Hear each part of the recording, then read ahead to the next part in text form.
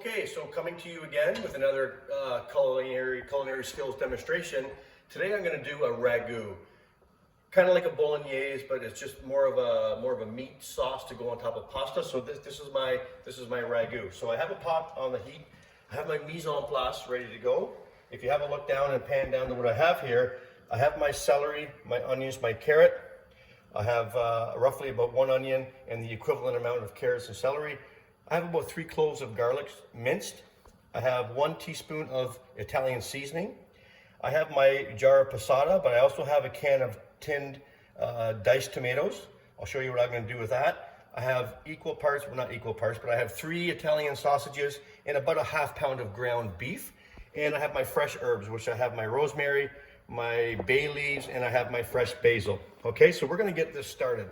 I have a glass of wine here. That's just for deglazing. I got about a ½ cup there. And just like when we did with my prior video, we talked about mirepoix.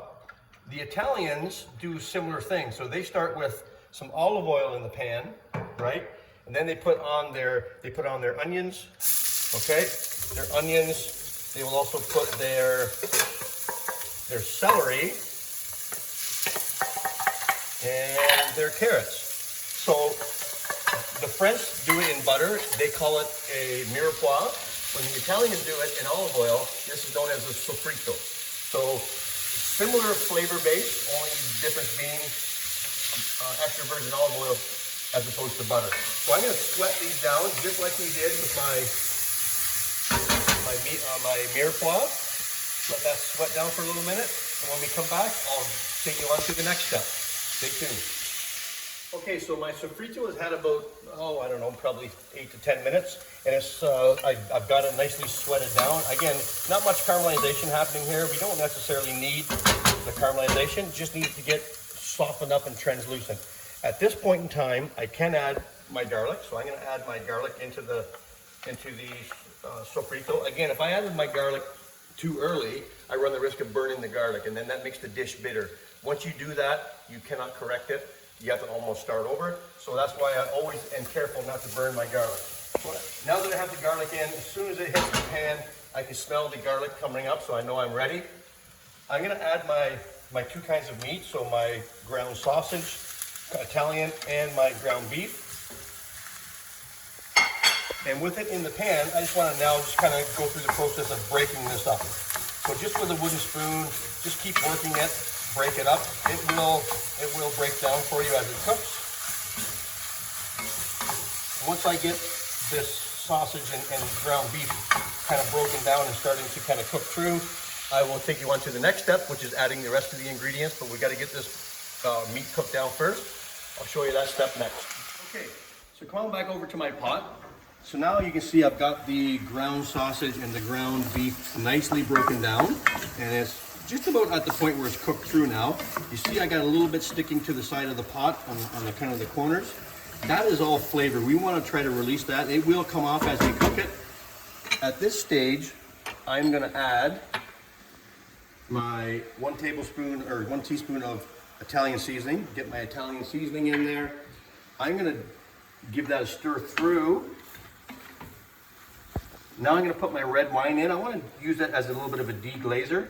So I want to take some of the bits off the bottom of the pan that have been stuck on there. That's going to incorporate a nice flavor. The wine will cook down and add a nice depth of flavor to the rest of the ingredients that are going on there. So now that I have my ground meat kind of ready to go, I'm going to put a little bit of rosemary in. This is from my garden. Even though we're getting close to the winter season, the rosemary is still doing well. I'm just going to put 1 sprig of rosemary. I just take it right off the actual stem, just kind of put that in, it'll cook down. I've got a couple of bay leaves that I'm actually just going to put 1 in there. 1 bay leaf to kind of add to the party, and then I have my basil. So basil, you know, I could add that after the tomatoes. I'm just going to put that in a bit. Let's talk about my tomatoes. So usually we use passata. So this is one jar of passata. I'm going to add that to the mix. Just get my jar of passata in there. Now, passata doesn't really have much in the way of, it's just tomato. There's no salt in this, so it needs some flavoring. We're going to be adding some salt here now to the mix. So I've got my passata in.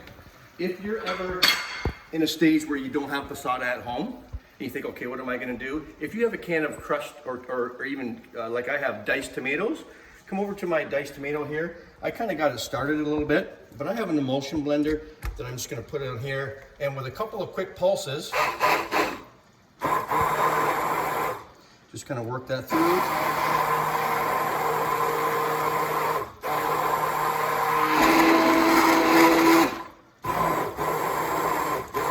Okay.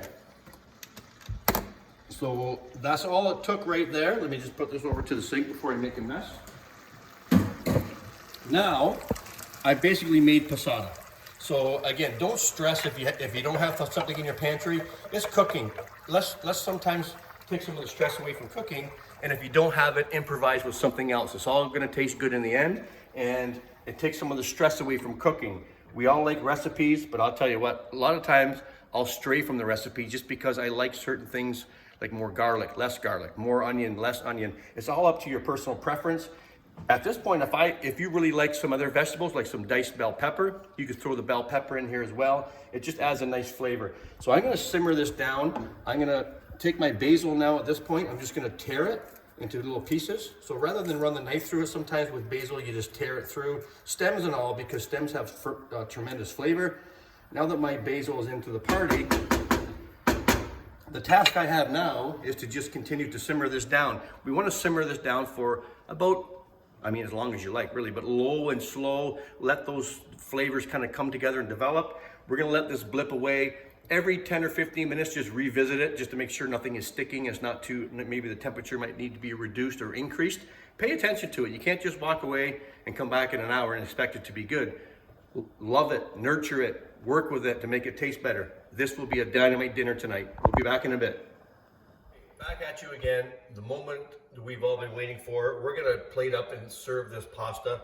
It is looking so good.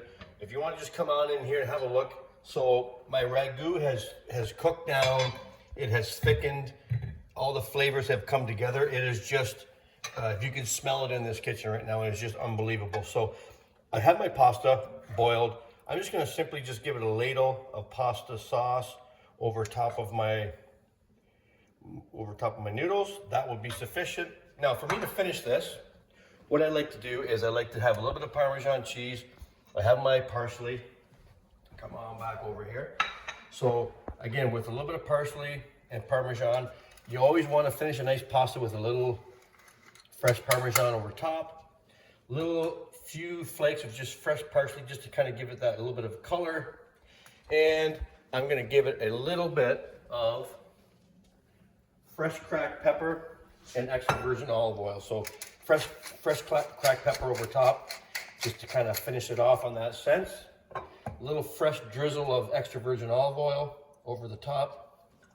Now, this is what I like to do on a Sunday, especially in the fall, any time of year really. But in the fall, a nice hearty ragu served over top of fresh pasta. That is my comfort food. That with a glass of red wine is ultimate in my books. Hope you give this a try. Cooking is not supposed to be complicated. Just have fun with it. Ad lib, substitute if you need to. A little bit of this, a little bit of that, more of what you like. And it always, in my books, turns out fantastic, especially when shared with friends and family. Have a fun time.